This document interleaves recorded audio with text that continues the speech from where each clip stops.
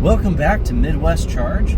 We are in London, Ohio. And we are not here for the EVGo Navy station at the Pilot Flying J truck stop. We are actually here to go check out a brand new BP Pulse charging station. Stay tuned.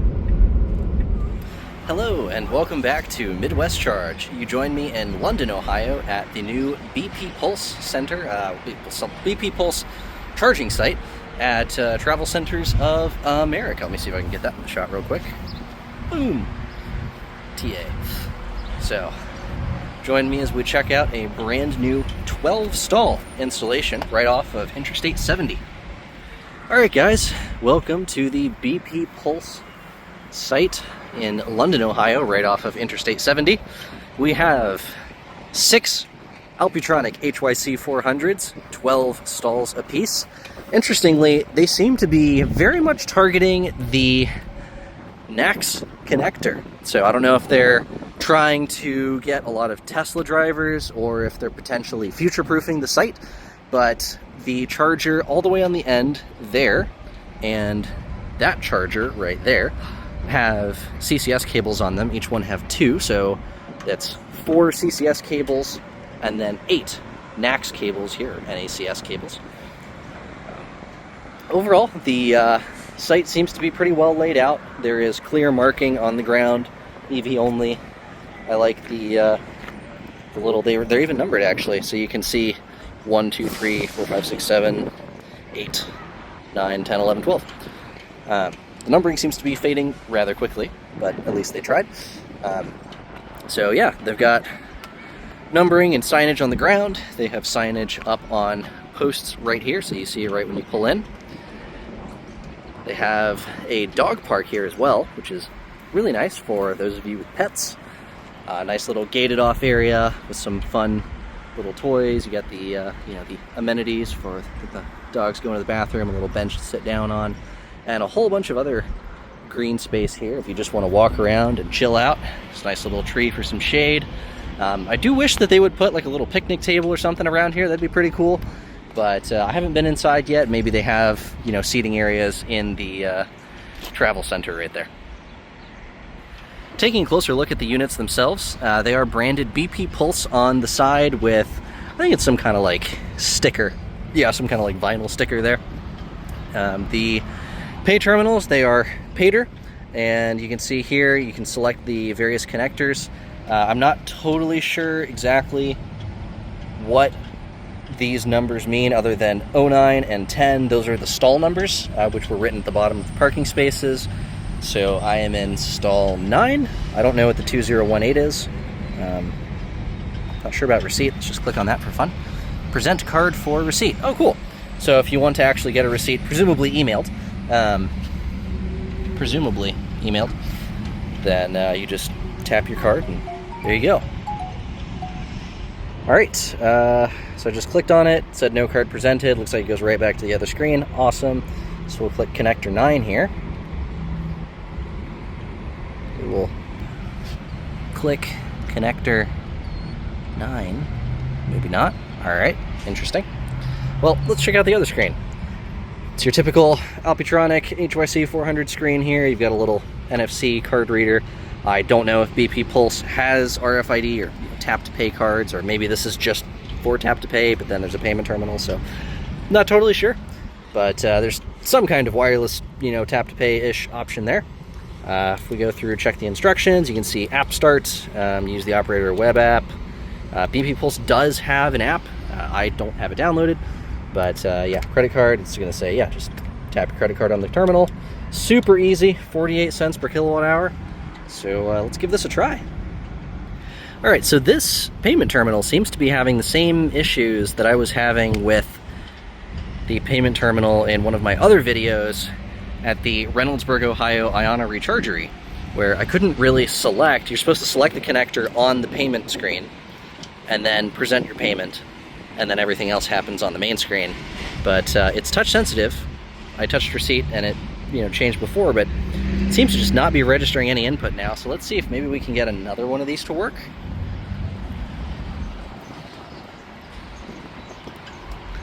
So if we click and we click, then it works. Okay. All right, so let's come back over here and try this again.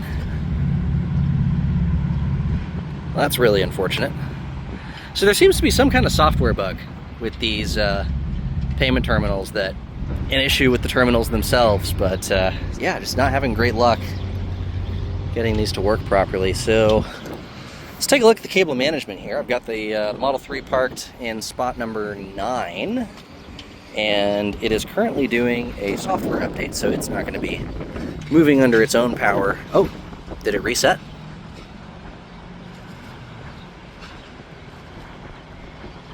Maybe. Well, it's clearly registering some touch because the screen changed when I tapped it, but yeah. All right. I just went to check on the progress of the update, and it looks like it didn't work because I had the climate set to keep on. So let's go ahead and move this real quick. All right. So this car, I believe, is at 58% battery, so I'm not expecting huge numbers, but we should be able to max out these 380 amp cables here, at least in the beginning. So let's get this plugged in. Ugh, the one-handed twisting motion is not working. All right, so that's plugged in. I'm gonna walk around and park a little bit close to the bollard there.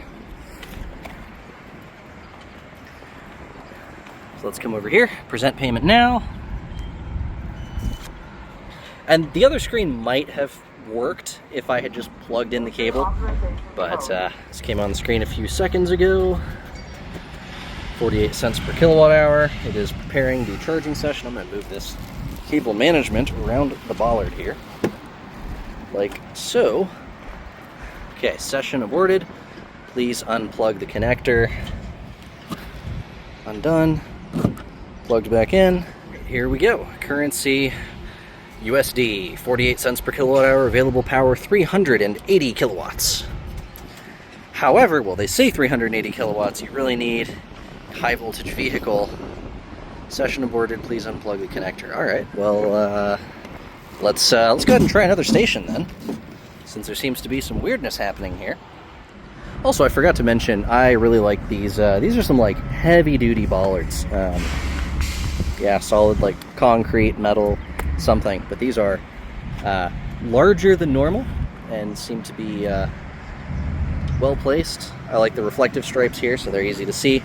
I do wish that they were maybe set a little bit farther back, but yeah, you can see it's not too difficult to get a car in here. That's the length of the Model 3 there.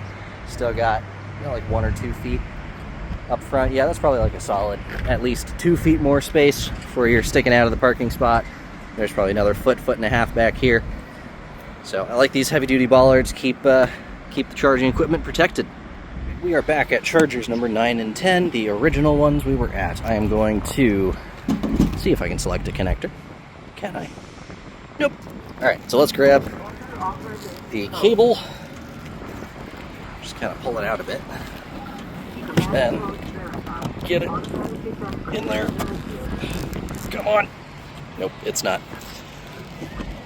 There we go. All right. Yeah, that is quite a difficult cable to twist and get in there.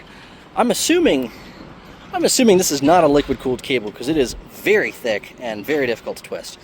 So we got it plugged in. What do we have here? Present payment now. Let's go ahead and do that. We have communication lights blinking, so that's a good sign.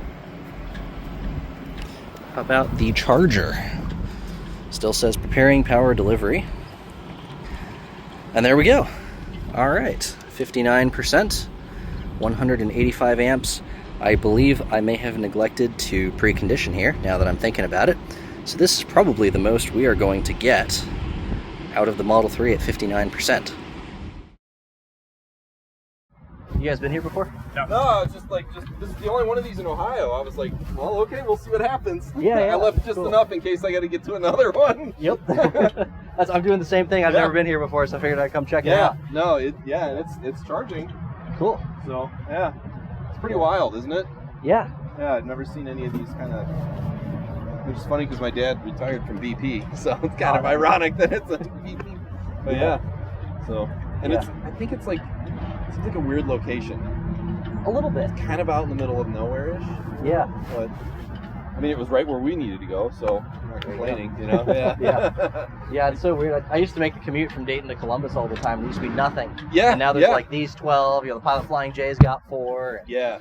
And there's a ton around Columbus, obviously, but yeah. Yep. So, shoot, even I used to work at the hospital in Dayton, and I didn't have an EV yet, but they put in some chargers in the parking garage, you know. So that was kind of nice, but yeah, it's usually leapfrogging it from one place to the other or whatever. Yeah. You from the Columbus area? No, Akron.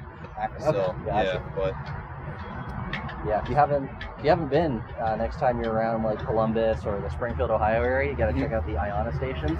oh really? Yeah. Okay. Yeah, I so they've got one in eastern Columbus. It's a converted natural gas station. Oh, so cool. it's got like a whole 24/7 lobby, and it's got 12 pull-through stalls. I think like 6 of them are NACS, 4 or 6 of them are NACS. Okay. Yeah, all Alpitronic hardware, like super fast 400 kilowatt. Cool. Whole canopy over all of it. Free Oh, Wi-Fi. that's nice. Yeah. Yeah, bathrooms. Yeah, because this isn't bad. But when it's pouring and you're out here like with your phone. Yep. Absolutely. So. Yeah. And this, I mean, it says it's 400 kilowatts. Yeah. I don't know how fast it's charging. Probably not more than 125. Yeah, it's like 520 miles an hour, so it's not bad. Okay. Yeah. Yeah. Yeah, 120, 125, 130. Yep. Yeah, I was a little bummed because these are the first time I've seen it where they've got these fancy 400 kilowatt stations. Yeah. But the cables are only rated for 380 amps, which the Model 3 and Model Y, they'll max out at 680 on a supercharger. Okay. So it Yeah. ends up being about half the speed, which isn't bad, but And these are definitely like thicker than your, you know what I mean? Like the. yeah, I think these are air cooled. Oh, okay. I wondered. think- I wonder if it was air or liquid. Yeah, because so for example, like Iona, I'm from the Dayton area, so I visit the Springfield one a lot. Iona has cables on here, but they're thinner than this, and they're rated for 600 amps, and they're Yeah. liquid cooled. Right. I mean, it makes yeah. more sense. You got to move more air than liquid. The tech for this is just fascinating on its own, right? Oh, and yeah. like how fast it's all changing. Absolutely. So it's like this is pretty cool. People are coming up with this stuff. Yep. Yeah, not having to use an adapter is like so nice. I know. When they finally said, okay, we're gonna make that our standard, and like, yeah, so that's nice. Yep. This is a 21, and I can't get a CCS adapter for it for whatever reason. Oh. Because they sell them for some of the like 22, 23Ys, and I know some of the 21s need software retrofit. Yeah. But mine doesn't. And every time I call like our service or whatever, they're like, no, can't do it. So Yeah. it's a nice backup. Some places you go, and that's all they have is like a DC fast charger from some other, and you would need that. You know? Yep. And it's a gigantic, plastic monstrosity, right? Yes. But yeah, Yeah. it's pretty neat. It'll be interesting to see where we end up in Yeah. 10 years. You know, if we're gonna laugh and be like, oh my god, remember when you only used to get 200 miles? You know, or like, Yeah. remember when you'd have to like eke it out to get to the next charging station or whatever? And they're like, yeah, now you're driving over inductive pads. You know. Yeah. It's like- Yeah. Or like, remember when you'd have to go to like the back of a Walmart to charge? Right, yeah. Yeah. They only had, son, we only had them at gas stations. Really? Yeah. All right, I gotta set my. Yeah. Great talking to you. Take care. You too. All right, well, I hope you enjoyed some of that conversation. If it was at least, if I was able to clean up the audio and get it working. Somebody else pulled up in a 2021 Model Y with CCS retrofit, and they were quite enthusiastic. On their way to some destination, decided to specifically make a stop here in order to charge because they were excited about new charging options along this corridor. So, yeah, pretty cool to see other people excited about it, and other just general usage, just more options for EV drivers. Since we're out here, there is a Pilot Flying J EVGo station just across the highway here. I mean, not even half a mile away. So we're going to go to the other side of the freeway and see what that's like. So we can get kind of a back-to-back analysis of the 12 stall but lower power charging here at the BP Travel Centers of America. And okay. All right. That was full region from before I said okay.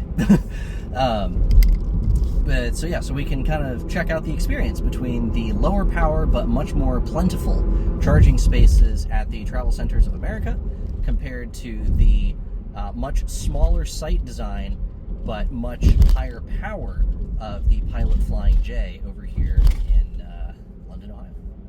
So let's go ahead and get ourselves plugged in. Okay, right off the bat, a few impressions. We have a canopy. Canopies are awesome. Yeah, just love being able to pull into a space and be protected from the rain and the wind while I'm just trying to plug in the car and get back in the car. So that's awesome. Small downside, these spaces feel a lot tighter because the chargers are on one side. They have some blue cones on the other to try to keep people from parking in the middle of the hash lines, or this entry and exit is also shared with an Arby's drive-thru. So you can see there's an Arby's drive-thru right there. And so you have to actually cross through the drive-thru in order to get into these charging spaces. And so I think that's part of the reason that they have these blue cones out to prevent people from accidentally blocking a charging spot while they're waiting for their Arby's. So, yeah, overall, I'd say this is a preferable parking space, even though I don't like that it feels a little tighter, a little more difficult to get into. I just much prefer the canopy, the solar and the rain benefits that you get from being underneath the structure. We've got a Delta high power 350 kilowatt charging unit here. We will tap to start, grab the CCS adapter. My CCS adapter seems to be a little bit cracked. It's unfortunate. It doesn't affect the performance, but that is not ideal. Alright. Honestly, though, this is not my favorite adapter anyway. Don't know. Alright. So we have the connector pressed all the way in. There seems to be some kind of communication. I might have plug-in charge on this car that I have forgotten about. So let's see what's happening. Yeah, alright. Plug-in charge for the win. Totally forgot that I'd registered with EVGo. Let's go ahead and let it connect to your vehicle. I will say the handshake time on this unit is far longer than the BP. So maybe if your if your vehicle uses 400 amps or less, maybe you're better off going over to BP, faster handshake, more plentiful chargers. But if you need a lot of amperage or you just need a ton of power, this is probably the place to go. We're at 59%, and you can see 72 kilowatts. That's not the right button. 72 kilowatts, 73, 190 amps. Again, I was not preconditioned, and this is high state of charge, so this is normal for the car. But yeah, looks like everything's working. Overall, quite painless. Without plug-in charge, I would just tap my card on the card reader there, and it would be almost as seamless and fast as this experience. But yeah, overall, getting connected, getting charging, gotta hand it to EVGo and GM Energy and Pilot Flying J. This is a good experience. There may not be a ton of stalls, but what stalls there are covered, well lit at night, fast, and work well.